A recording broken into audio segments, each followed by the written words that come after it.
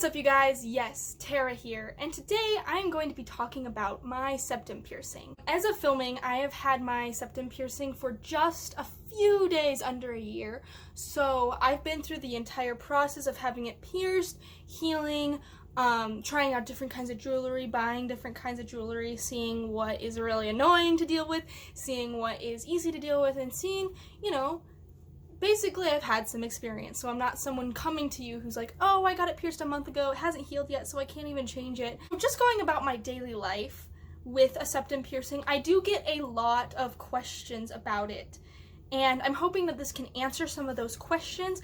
And also, if you're anything like me, before I got my septum pierced, I did so much research. I know that there is a lot of videos very similar to this out there, especially on YouTube. If you're anything like me, I know you're going to want to have a bunch of different perspectives. I watched several videos about people's experience with septum piercings because some people do have bad experiences. Sometimes they don't take care of their piercing, and so it doesn't heal right, so they end up having to take out the jewelry, let it heal normally, and sometimes they never get it re-pierced when it's healed badly because there's scar tissue there and they've had a bad experience, so they think that all experiences are going to be like that bad experience that they had. But I'm here to tell you it doesn't have to be a bad experience, and I'm also here to, I don't know if you're on the fence about it, maybe you've wanted it for a long time like I did. I know I wanted it for years. I would wear ear cuffs around my septum to make it look like I had a septum piercing until I finally did my research and just took the plunge about a year ago. My initial thought about a septum piercing, and in case you've gotten this far and you don't know what the septum is, it is the part of your nose that separates your two nostrils. It's right here. If you touch it, you can feel that it's mostly cartilage. And yes, you can pierce cartilage, but it takes a lot longer to heal. And I've always had reservations about cartilage piercings because they can be finicky and take a really, really long time to fully heal. And a lot of people, they get tired of it. And if you want to take the piercing out, it's never going to fully close because cartilage doesn't grow back. So I was a bit iffy about that. But I discovered, it took 2 seconds of Googling, I just had never done it. I discovered that septum piercings, at least 90% of the time, they don't pierce the cartilage. There is a small spot at the bottom of your septum that you should have unless you have a deviated septum that's different. And some people have unpierceable, actually, I don't know if that's true. I saw a TikTok about this one girl who has unpierceable nipples. I don't know if there's unpierceable septums. I think the worst that could happen is you don't have the spot without cartilage, so they have to pierce your cartilage if you want the piercing. But there is a small spot. It's called the sweet spot, and a good piercer should be able to find it as long as you have that. If your piercer says that they have to pierce cartilage and it's not because you have a deviated septum, or they do pierce cartilage, they're not doing it right unless you have some different kind of septum that doesn't have that sweet spot, because it is supposed to go through only skin, because there's a small spot. It's usually towards the tip of your nose. But for some people it's different. That's why you'll see some people with their piercings further back. But there is a spot that is just skin. So you should not have to pierce cartilage as long as you have a regular septum. So that makes the healing process much faster than if you were to pierce cartilage. So finding out that it doesn't actually pierce your cartilage, that really got me. I was Googling so much, the different types of rings, how long it takes to heal, watching all these YouTube videos about people's experiences, because it's dude, this whole time I thought it pierced cartilage, and that's why I thought I would never get it, because I didn't really want to pierce cartilage. But now that I know that it doesn't, what's stopping me? So I got into the research. Another thing that is going to come up a lot is sizing. Funnily enough, my piercer didn't actually ask what size I wanted, which is fine, because they just gave me 16 gauge. So if you're not familiar with gauge sizing, the smaller the number, the bigger the gauge is. So your average septum piercing is going to be about a 16 gauge. That's pretty much the average size. That's the size you'll see a lot of jewelry being made in. Sometimes people get it slightly bigger, so they get a 14 gauge. So that's just going to be slightly bigger.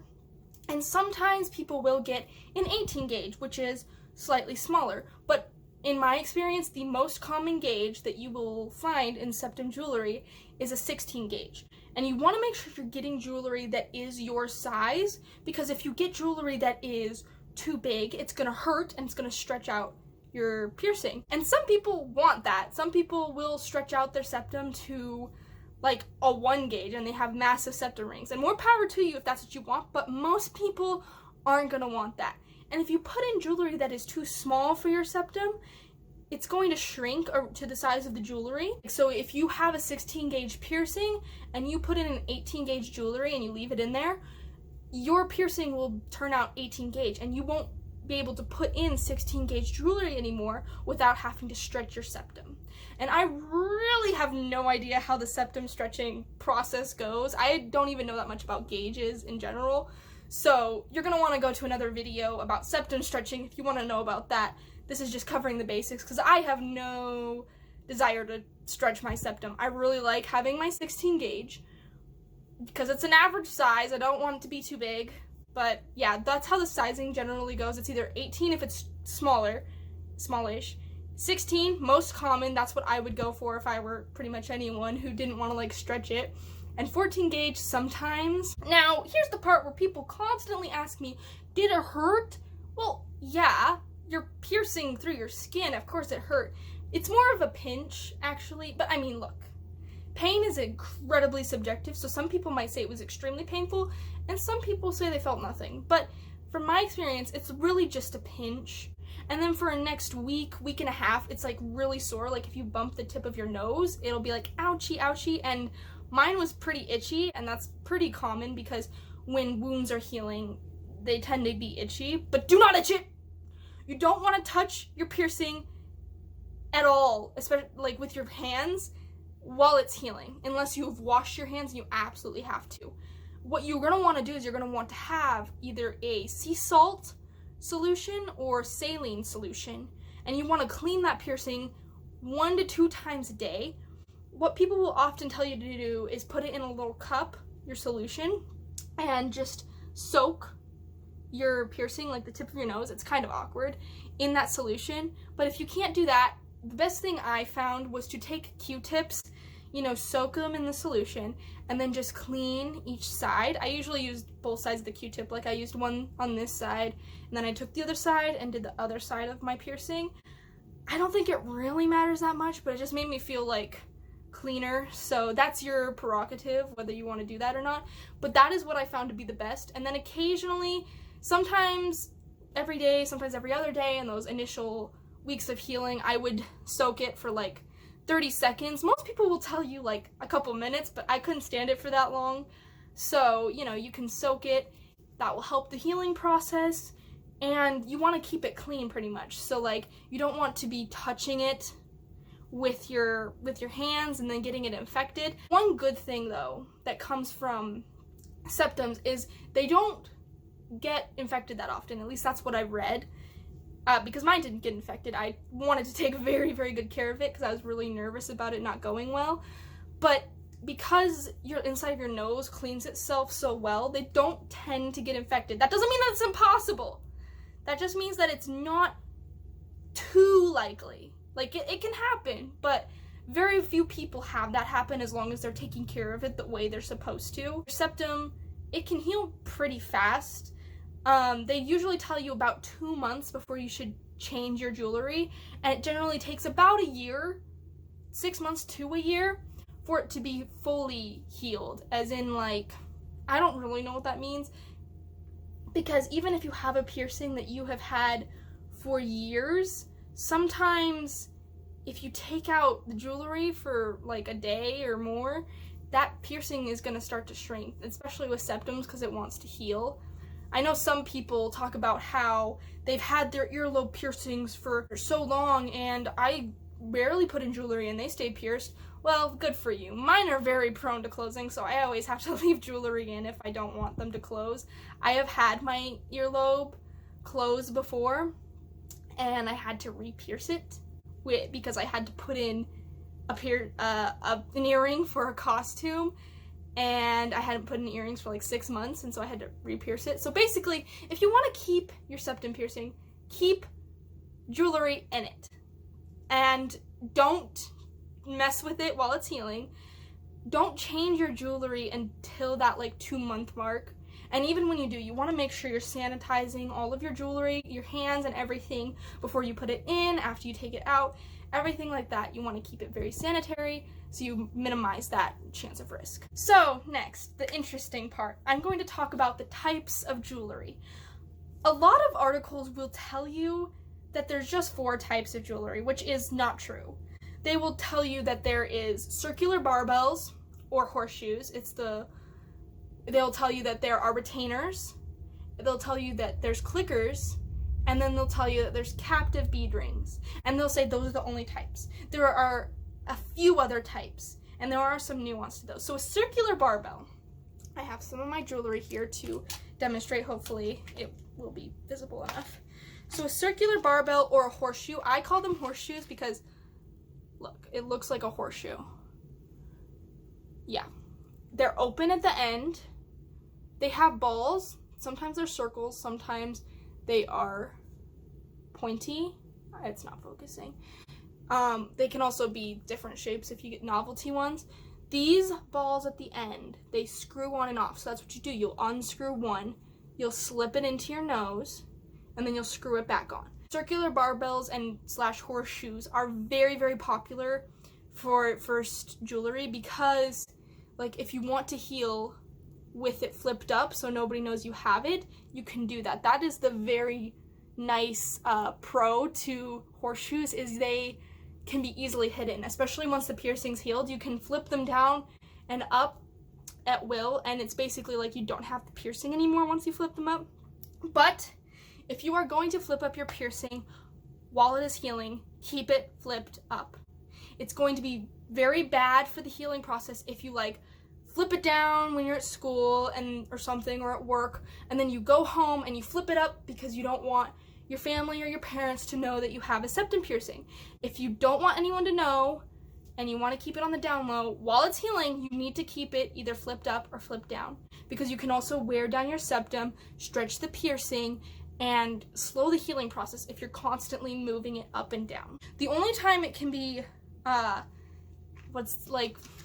appropriate to be flipping it, and you really want to minimize this, is when you're cleaning it. But once it's healed, go ahead. Like, you do you, baby. Obviously, you don't want to be doing it excessively because that'll cause the same problem, but like, you know, if you want to flip it up and down like once or twice a day, you know, you gotta go to school or work, you flip it up, you come home, you flip it down or whatever, you'll be fine as long as it's healed. But while it is healing, don't do that. Either decide that you want it down or decide that you want it up. Another jewelry, where is it? Oh, it's in the same box. What I got for my first jewelry, because I was in a show at the time, and I didn't ask my director, I didn't ask for permission to get my septum pierced, so I just got pierced with a septum retainer. And what that is it's literally, it usually looks like a staple. Sometimes they're a bit curved. There are some that are just like very short and they just go right across, that you can't see at all. And there are plastic ones that use for like x-rays and surgeries where you can't have metal jewelry. But your basic retainer is gonna be like this. And so you can flip it up, and it's very comfortable to keep it flipped up. It's mostly for if you don't want your piercing shown at all. So I just had mine flipped up for the entire healing process, and before I got new jewelry, I flipped it down, but low-key, here's the facts. They look pretty stupid flipped down because it's just like a teeny bit of metal or whatever material, just teeny little bit just poking out of your nose. And it kind of looks stupid because people think that it's like a booger or something. So I would recommend only using these when you want them flipped up and you don't want people to know that you have that piercing, because flipped down they just look stupid, and they're honestly pretty small anyway, so you can't really see them. That's kind of the whole point. So if you're gonna have a retainer, just have the retainer up. But yeah, it just goes in and you can flip it up. It's very nice for when you don't want your piercing to be, you know, out and about. It's perfect. Because that's one draw of a septum piercing, is that it's very easy to hide. And if you decide you don't want it anymore, even if it leaves a scar, no one's gonna see the scar. Another very, very popular type we have is the clicker, the septum clicker. So a clicker, it's literally just, these are usually the fancier rings, you know, the ones with the jewels and stuff on them. So what you have is you'll have a circle, sometimes you'll have jewels down here, you know, and it's just a hinged little dude. This might even be considered a segment ring because it's curved, because a lot of clickers are straight across the top, but it doesn't really matter. So it just opens, and so you slide this part into your piercing, and then you just click it closed. That's why it's called a clicker, because it clicks. You know, like The Last of Us, the clickers.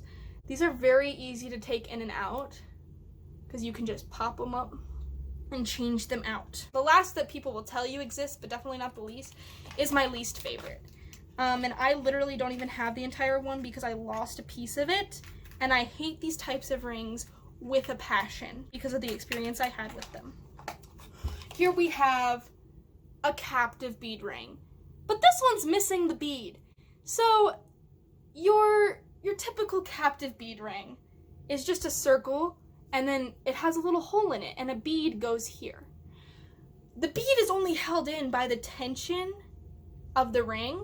So what you have to do to get it in is you have to twist it so that the bead comes out, slide it into your nose, twist it back, and then somehow get the bead back in. It took me 4 hours to get this in, only to lose the bead the next day while I was sleeping. I would never recommend a captive bead ring unless you get a fixed captive bead ring.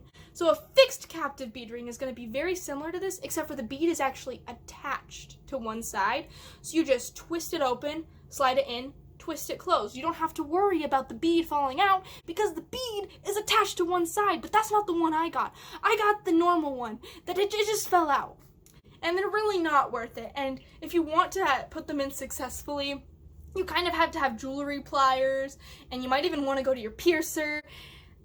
It's a whole mess. I would not recommend it unless you're getting fixed captive bead rings. I don't even have one. I'm just scarred from this because, oh my god, it was a literal nightmare. The other types of septum jewelry that they're not necessarily going to tell you about I'm going to tell you about because most articles don't go over these. So number one, we have septum pinchers. I don't have one of these, but I do want one. I just haven't gone out to get one or ordered one or whatever. Septum pinchers are very similar to the horseshoe rings, except for they don't have balls on the end. What they usually are, they're usually a little bit sharp on the ends. And what you do is they'll have like little bits, like little plastic rings around them, or rubber, I assume. And so you'll take the rubber out of one side, you'll slide it in, and you'll slide the rubber back on so that it stays in place. I think they're called pinchers because like the little rubber bands, they will pinch, but they shouldn't actually hurt. They'll just like be on either side of your septum so that the ring doesn't just slide out. So those are really cool because they don't require you unscrewing or manipulating the jewelry. I haven't used them personally, so I can't vouch for them, but they seem very cool and I really want one. So that's a septum pincher. And the last type of ring that they don't usually tell you about in these articles is a segment ring. And so there's a couple of types. You have a hinged segment ring, which I briefly mentioned with the clicker.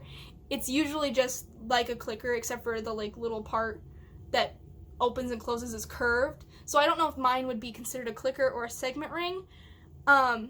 Except for usually segment rings are just like a plain ring. They don't have adornments on them like mine did, so mine would probably be considered a clicker. They're usually just supposed to look like a ring with nothing on it for very simple, elegant jewelry. So mine would probably be considered a clicker. Another type of segment ring is the kind that's kind of like a captive bead ring, in that there'll be a part of the ring that pops out. You slide it in and you pop it back in. I don't know how well those work. I've never tried them. I don't know if they're hard to get in and out, but yeah, that's another type. And the last type of segment ring is a seamless segment ring, and that is what I am wearing right now, except for mine isn't really a ring like I just told you the definition was, but so mine, it's got little jewels on it. It's not circular, it's like teardrop shaped, But the way I put it in is it actually, please focus, thank you. It's disconnected right here. So what you do is you twist the jewelry and then you slide it in and then you twist it back. There's no screwing required. Sometimes it's a little hard to realign the jewelry. I would always recommend that if you have a type of jewelry that requires you to twist it to get it in, never pull it, because that's going to be so difficult to get back to shape and to close. Always twist it and try to keep it as close to the original shape as possible so that you can just twist it back instead of having to also try to reshape it. Because that's another problem I ran into with my experience with the captive bead ring, was trying to get it back into the right shape. It didn't work, obviously.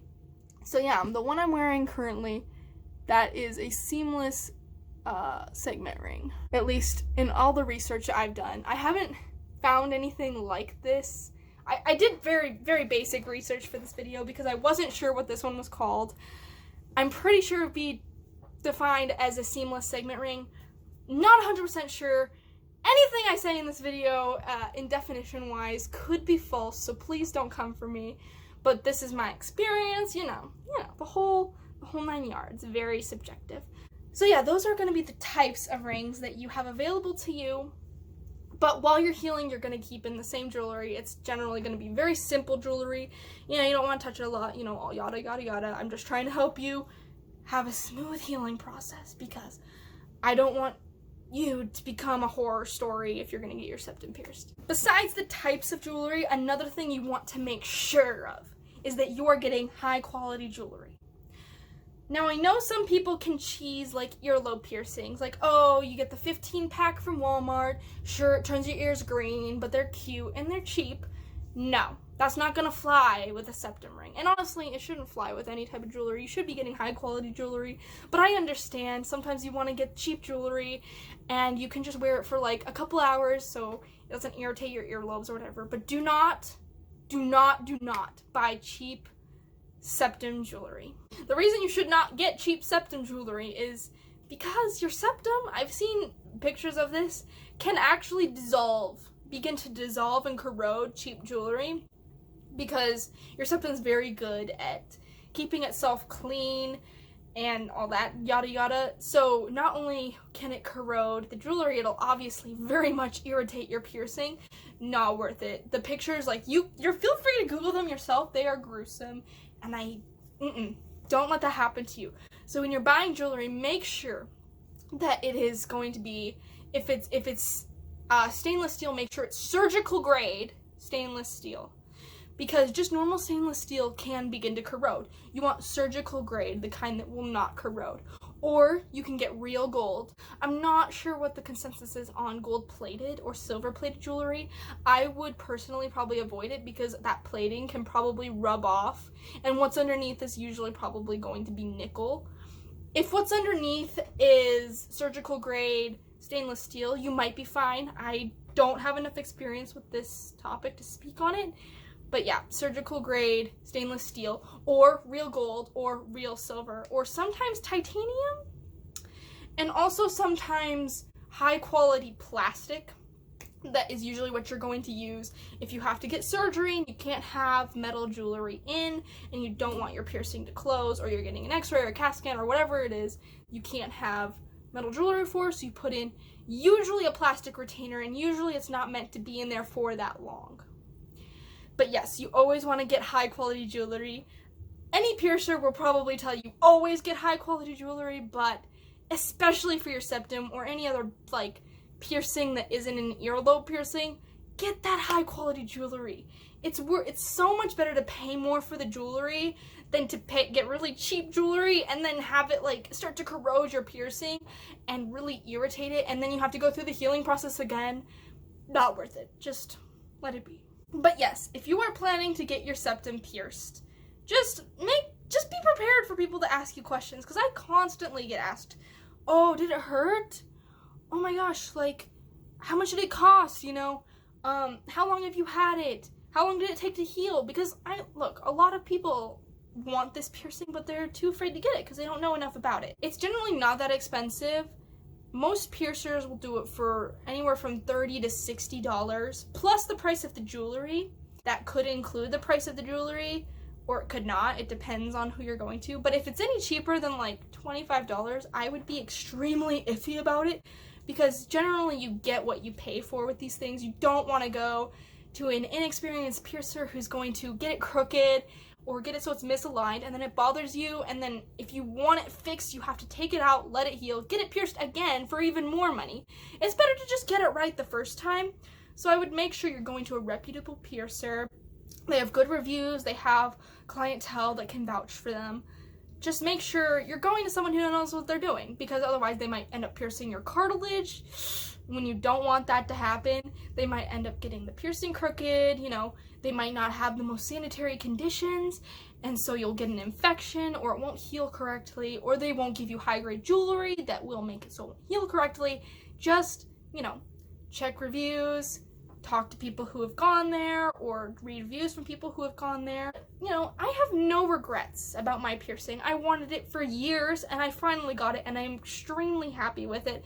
There's so many cute options for jewelry out there that can suit so many different personalities, and overall, if you want it, I say go for it, because it is so easily hidden. If you change your mind, you can always take it out and let it heal. In my personal opinion, I haven't seen anyone that necessarily looks bad with a septum piercing.